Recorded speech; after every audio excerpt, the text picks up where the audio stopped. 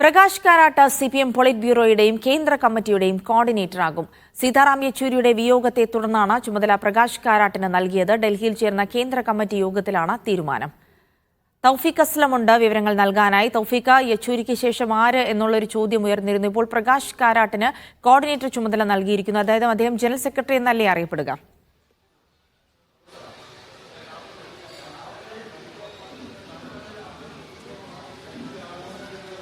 ജിൽസി, ഡൽഹിയിൽ ചേർന്നുകൊണ്ടിരിക്കുന്ന കേന്ദ്ര കമ്മിറ്റിയാണ് ഇപ്പോൾ പ്രകാശ് കാരാട്ടിനെ കോർഡിനേറ്റർ എന്ന പദവിയിലേക്ക് ഇപ്പോൾ തെരഞ്ഞെടുത്തിരിക്കുന്നത്. ജനറൽ സെക്രട്ടറി എന്നല്ല ആ പാർട്ടി ഇതിനെ വിശേഷിപ്പിക്കുന്നത്. പകരം PBയുടെയും CCയുടെയും കോർഡിനേറ്ററായി അദ്ദേഹം പ്രവർത്തിക്കുമെന്നാണ് CPM പുറത്തിറക്കിയ പത്രക്കുറിപ്പിലൂടെ ഇപ്പോൾ അറിയിച്ചിരിക്കുന്നത്. സീതാറാം യെച്ചൂരിയുടെ വിയോഗത്തെ തുടർന്നാണ് ഇത്തരമൊരു തീരുമാനത്തിലേക്ക് എത്തിയിരിക്കുന്നത്. നിലവിൽ വളരെ വേഗം തന്നെ സീതാറാം യെച്ചൂരിക്ക് പകരം ഒരു ജനറൽ സെക്രട്ടറി വേണ്ട എന്നുള്ളൊരു തീരുമാനത്തിലേക്ക് കഴിഞ്ഞ ദിവസം ഡൽഹിയിൽ ചേർന്ന പോളിറ്റ് ബ്യൂറോ യോഗത്തിൽ ഒരു ധാരണയായിരുന്നു. ഇതിന്റെ അടിസ്ഥാനത്തിലാണ് പോളിറ്റ് ബ്യൂറോ യോഗത്തിന്റെ നിർദ്ദേശങ്ങൾ ഇപ്പോൾ ഡൽഹിയിൽ ചേർന്നുകൊണ്ടിരിക്കുന്ന കേന്ദ്ര കമ്മിറ്റിയിൽ അവതരിപ്പിച്ചത്. ആ പോളിറ്റ് ബ്യൂറോയുടെ നിർദ്ദേശങ്ങൾ കേന്ദ്ര കമ്മിറ്റി അംഗീകരിക്കുകയും പ്രകാശ് കാരാട്ടിനെ ഒരു കോർഡിനേറ്ററായിട്ട് ഇപ്പോൾ തെരഞ്ഞെടുക്കുകയുമാണ് ചെയ്തിരിക്കുന്നത്.